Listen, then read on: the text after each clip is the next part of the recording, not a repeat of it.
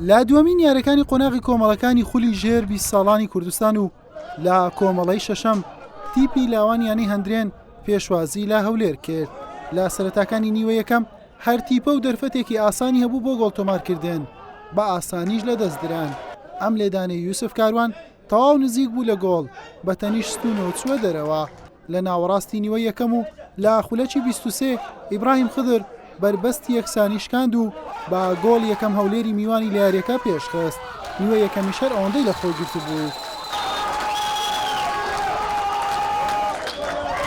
لە نیوەی دوم و لە خولەکی 58 ناوژوان لێدانێکی سزای بۆ لاوەکانی هەولێر ئەشمار کرد. یوسف کاروان بە سەرکەوتوی جێبەجێ کرد و ئەنجامەکەی بۆ تیپەکەی دوو هێندە لێ کرد. لە خولەکی 67 و بە لێدانی ڕاستەوخۆ دلۆڤان کەمال بە شێوازێکی جوان گۆڵ یەکەمی بۆ لاوانی هەندرێن تۆمار کرد. ڕاستەوخۆ دوای گۆڵەکە ئیبراهیم خضر لە هەولێر و محەممەد هێرش لە هەندرێن بە کارتی سوور کرانە دەرەوە. یاریەکە بەم ئەنجامە و سەرکەوتنی تیپی لاوانی هەولێر کۆتایی هات. الحمدلله کە توانیمان دوم یاری لەسەر یەک سەرکەوتن تۆمار بکەین لەناو یاریگای هەندرێن.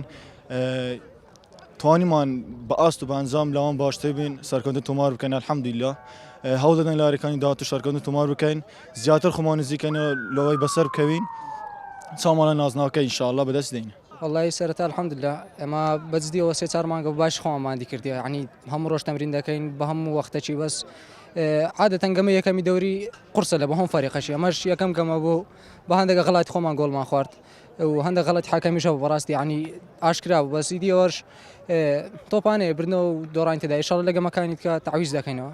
ئەمە بەجددی یعنی ئەوە لە چاو مادیبوونی خۆمان کردمان کەم بوو زۆر، بەس ئینشاڵڵا لە گەمەکانی کە تعویز دەکەینەوە ئەمە چاومە لە نازناوەکە ئینشاڵڵا برادەرانیش هەمومان پێکەوە بە یەک دەست دەجەنجی لە بۆ نازناوەکە ئینشاڵڵا.